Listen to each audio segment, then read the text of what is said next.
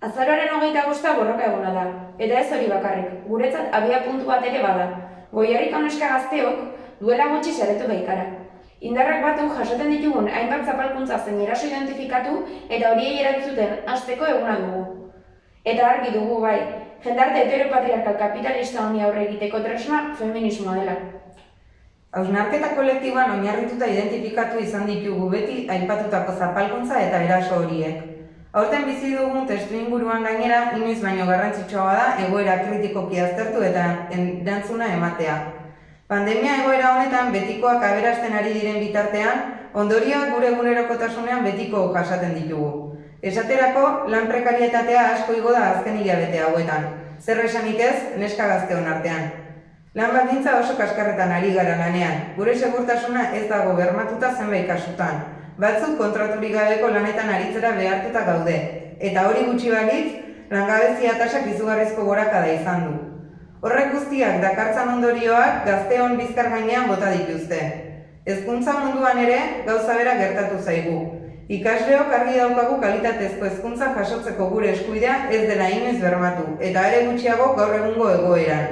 Hartutako erabakiak gure baldintzak zein iritziak kontuan hartu gabe inposatu dituzte. Horren aurrean kexatu gara, baina ez digute entzun nahi. Osasunaren izenean hartu dituzten neurriek kontrol soziala eta produkzioa dituzte helburu, baina oker dabiltza robotakarera uste badute.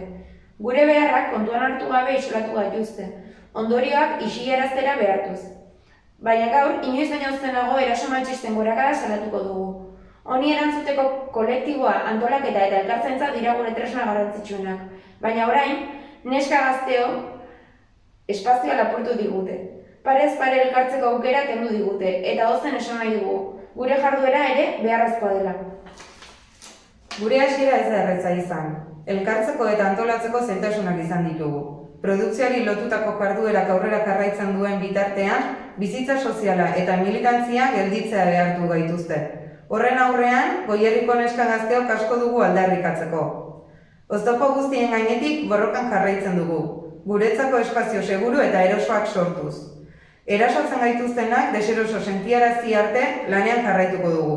Sistemaren erdigunean, zaintza eta bizibaldintza duinak jarri arte. Saretu gara, eta borrokan jarraitzeko indartsu gaude. Sistemaren zapalkuntzaren aurrean kaleak hartu ditugu, eta ez gaituzte geldituko.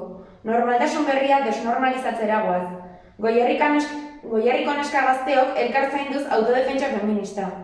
Gora borroka feminista!